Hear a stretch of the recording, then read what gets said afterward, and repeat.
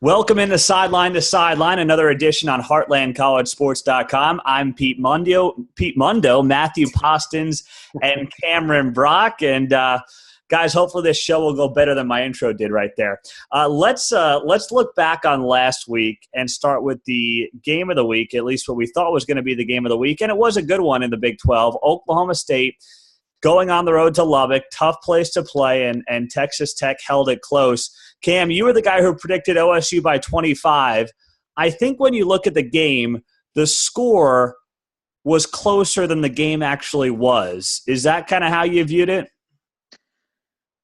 I guess when you go in terms of yardage, maybe. I mean, Matt Amendola missed 2 field goals, so that was a big part of why it seemed so close. But I thought Texas Tech's defense played very well against that Oklahoma State offense. The only big problem they had was letting Mason Rudolph run all over them. And, usually Tech has a big letdown after they make some improvement and people are really high on them. They let that get in their heads a little bit. They didn't seem to let it get in their heads this week.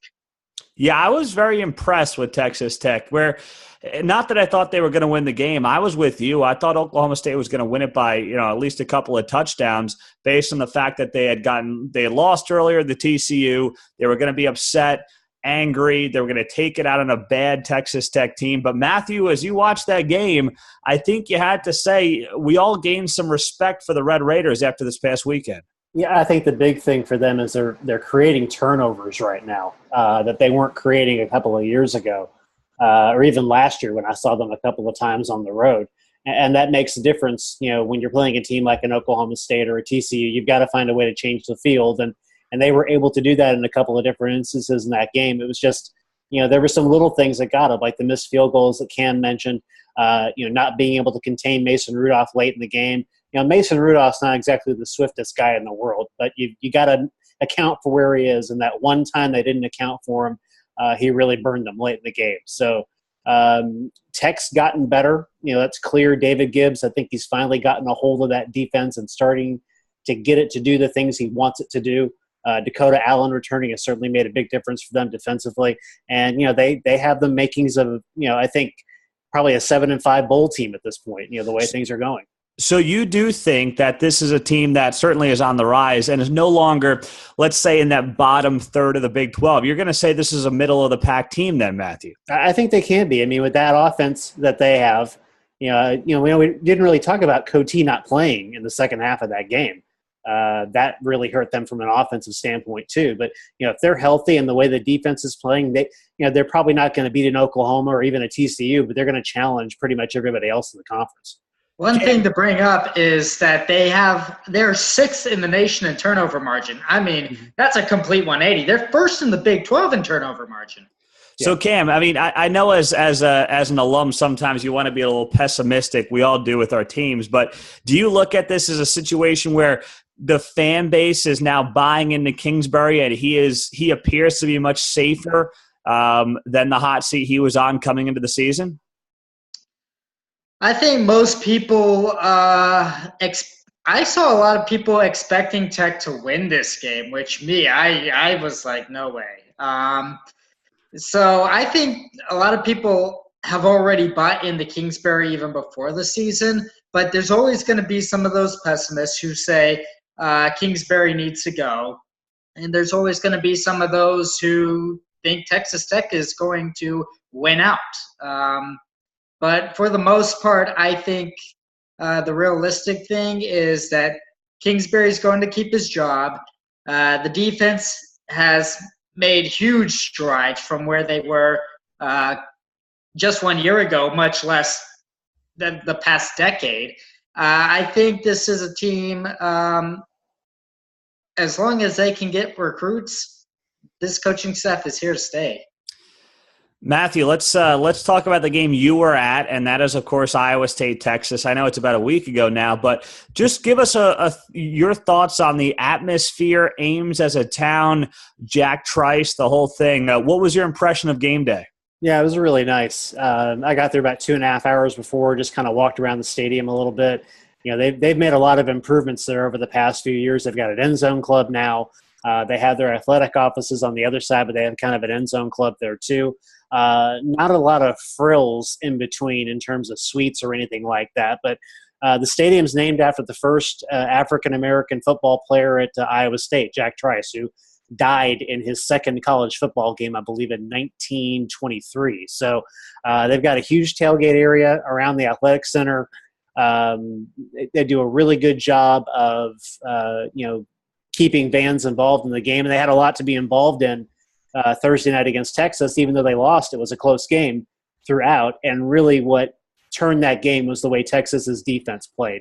I mean, this is a defense that, throw the Maryland game out, they've been a really good unit the last 3 games. Guys, let's talk about this Baylor Bears team. I wrote a piece on the site today, Wednesday, that was highly complimentary of Matt Rhule. It got a lot of publicity through the Baylor community. And, I don't know. I was shocked. I was talking to a Baylor guy. I was shocked when he was telling me that there was part of this fan base that is not totally sold on Matt Rhule. And in many ways, they think he's the worst thing for this program, which I find laughable. Cam, as you see and you analyze Baylor from a distance, what is your take on Matt Rhule? I know they're 0-5, but the big picture here, how do you look at it? It's real simple. They got spoiled with Art Briles. Some of those fans don't even realize that Baylor was a doormat before Art Briles ever touched foot on the Baylor campus. I mean, they launched a whole new fan base, basically, one that saw winning. They were picking up recruits.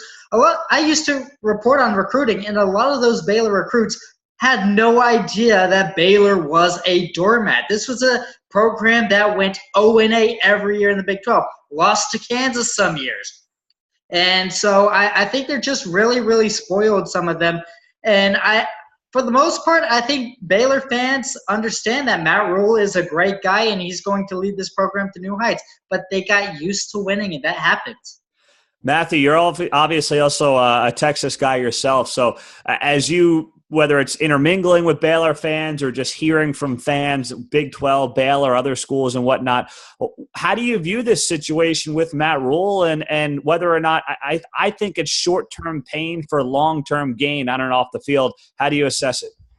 I think that's what fans are hoping, at least the ones that I've talked to and that I know, that went to Baylor. I think most of them get what happened there last year. Most of them get that even though Art Briles was incredibly successful there, the culture that was created because of that led to a lot of the issues they had last year and that they're still dealing with. There's still an NCAA investigation. There's still a taint on that program, and that's going to take time for Matt Rhule to clean up. I mean, people forget that, Matt Rhule made a lot of good hires, but he had to fire a couple of his guys this spring because of things that had happened off the field. And because of that, he actually asked his dad, who is a minister and a former football coach, to actually move to Waco to start working with his team. There was a great piece on The Athletic last week that really kind of explained what their bond is and why his father's there. As somebody who saw Baylor at the beginning of last season against Northwestern State and the end of last season against Texas Tech, that team had checked out by the end of the season. I mean, there was just no energy. There was no life. There was no nothing there. And given that they lost a recruiting class and that Matt Rhule basically had to rebuild it from scratch when he got there with no connections to Texas, yeah, they're gonna be bad this year, and they're probably going to be a little better next year. But if you look at his track at Temple, and he kind of inherited a similar program at Temple in that it wasn't very good at the time he inherited it. By year 3, he was starting to lead into success in the field. So, Bears fans have got to be patient at this point and just understand that, this is the situation you're in right now. Guys, let's look ahead to week 6 already. I mean, my goodness, it's flying by. It flies. It's crazy. Let's start with College Game Day, coming back to the Big 12. Cam, you've given us just a lot of good nuggets on this that we've used in our articles. It's the first Big 12 game that doesn't feature Oklahoma in almost 3 years since Kansas State and Baylor. So West Virginia, TCU. What are you reading into this from ESPN? Did ESPN decide, in your opinion, that this was just the best game of the week and they had to throw the Big 12 a bone? Is there a changing of the guard here, or are we looking into it too much? I think we're looking into it too much. First off, I thought there was actually maybe a better game on the Pac-12, Washington State and Oregon. Oregon, those two teams have huge fan bases. Sorry to call out the Horned Frogs fans, but not every game do you show up. And West Virginia fans have fun traveling all the way to Texas from where you can have nor'easters. They kind of threw the Big 12 a bone, but I also think it was, hey, we don't really want to go to the Northwest either. Interesting. Matthew, you're going to be there. Obviously, you're a Dallas-Fort Worth guy. I'm sure it's going to be an absolute zoo. What are your expectations? Well, the last time I did game day was a Georgia-LSU game at Georgia about 3 years ago. And you want to talk about a zoo. That place was absolutely nuts. I don't know if they're doing it on campus or if they're doing it at Sundance Square, which if they're doing it at Sundance Square, that'd actually be a good thing because that's a little away from campus in downtown Fort Worth. But, from an expectation standpoint, I expect TCU fans to show up. I expect it to be a sold-out game and a really good atmosphere. As far as what's on the field, these are two teams that I think can produce a lot of points. I mean, if you just look purely at the statistics they put up, the two best run offenses in the conference, two of the best scoring offenses in the conference. Where they really diverge is run defense. TCU has the best run defense in the conference. West Virginia is toward the bottom. So if you're looking at a differentiator in that game, if TCU can slow down West Virginia's run offense led by Justin Crawford, then you're really going to have to put the ball in the hands of Will Grier and make it happen. Grier is a very good quarterback. And I dare say he's probably had a better season to this point than Kenny Hill at TCU. But you don't want to become one-dimensional against the Gary Patterson defense. That 4-2-5 will kill you just about every time. I couldn't agree more. Your prediction on the site has TCU by 10 points. Cam, when you look at this game, what are you watching? What's the matchup you're most interested in? Can West Virginia move the ball against this TCU defense? I mean, this TCU defense has just been phenomenal throughout the entire season. And West Virginia Tech is a good team, but they're not the best defense in the world. TCU's got a phenomenal defense, and they're going to compete for a Big 12 championship. I would be surprised at this moment if TCU is not in the Big 12 title game.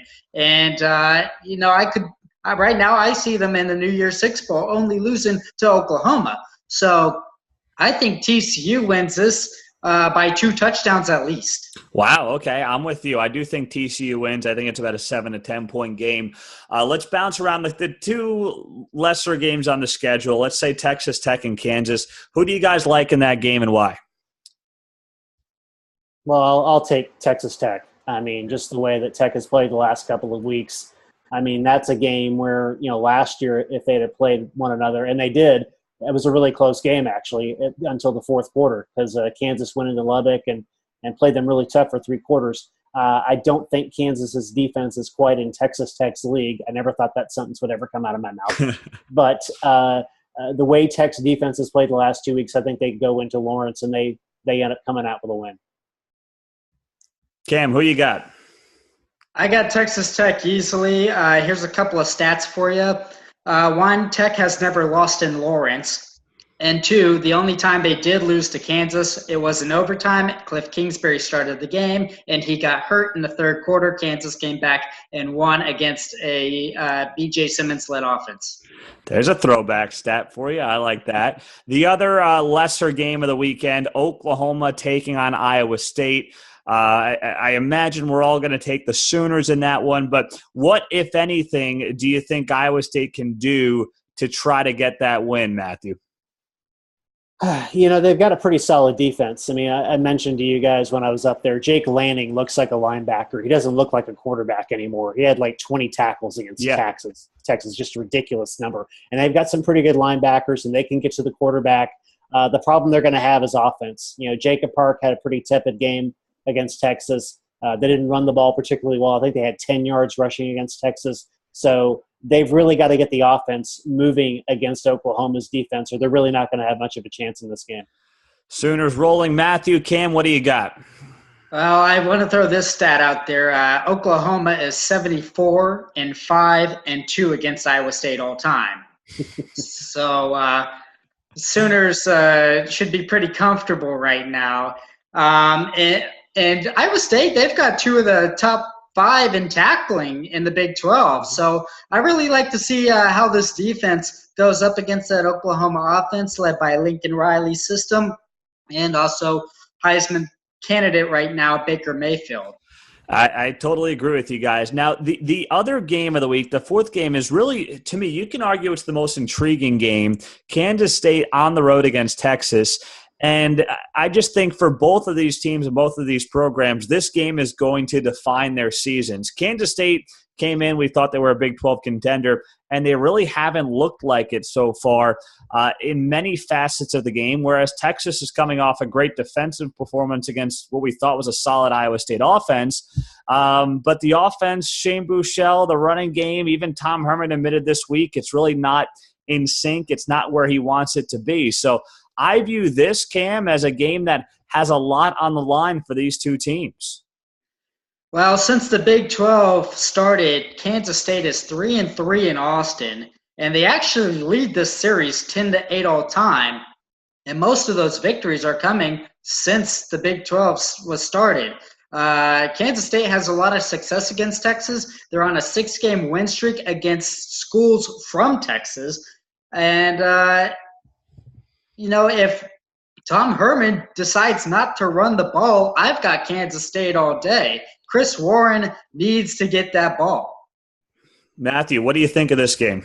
Yeah, I started working toward getting Chris Warren the football a little more often last Thursday, but that it wasn't enough. I mean, even with him and the other running backs they ran through there, it just wasn't enough to get the football moving up and down the field efficiently. Shane Buechele's in a boot this week when he's not practicing. He's going to be in a boot, so he's kind of a week-to-week situation as far as his availability, although I think he will play against Kansas State on Saturday.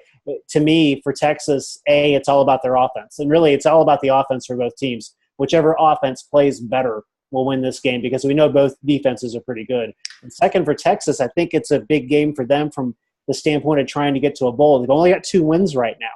I kind of expected them to beat Maryland before we really knew how good Maryland was. So they've still got to win 4 games to go to a bowl game. And this is one of those games where if they can, pull off the win at home, they can take a little pressure off of themselves because, they're probably not going to beat Oklahoma. They're probably not going to beat Oklahoma State. And they're probably not going to beat TCU. And those are, I think, their next 3 games after this one. So it's a big one for them if they want to try and get to a bowl game this year. So who do you like? Who do you guys like? Matthew, who do you like in this game? I like Kansas State by a field goal. And it's really – I don't have enough faith yet in Texas's offense to feel like they can move the football, consistently up and down the field against Kansas State's defense. Cam? Well, I'm going to make my prediction after I tell you this. If Chris Warren gets the ball, Texas is going to win this game easily. If Chris Warren doesn't get the ball, and I don't think he will, Kansas State wins this by 10 points. Okay. All right. I like that. Bold prediction. I'm with you there. I think Kansas, like Matthew, wins it by about a field goal to maybe a touchdown. And it should be a fun weekend of games in the Big 12. It's going to be much better than last weekend. We only had those 2 games on Saturday, the one Thursday nighter. But looking forward to Week 6. Guys, always appreciate it. For Matthew Postins, Cameron Brock, I'm Pete Mundo on Sideline to Sideline, coming from HeartlandCollegeSports.com.